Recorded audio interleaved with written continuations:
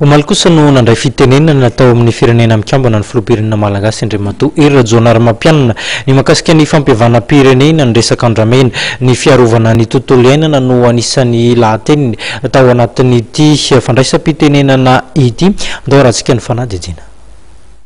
Notsindrin'ny filoham-pirenena Hery Rajaonarimampianina tamin'izao fandraisam-pitenenan'izao fa nisafidiny hiverina amin'ny rafitra manaraka ny lalam-pandrenany Madagasikara tamin'ny fanatanterahana ny fifidianana.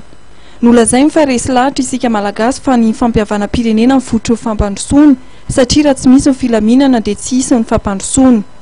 Zavatra roa ny fampiankina ireo raha ny nambarany.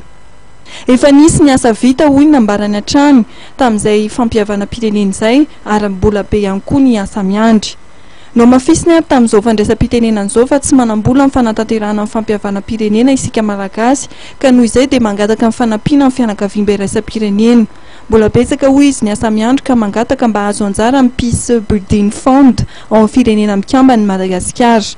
Ankoatr'izay dia nanambara izy fa naneho ny fahavononany amin'ny fiarovana ny tontolo iainana indrindra amin'ny fiarovana ny fanondranana tsokosoko ny andramena.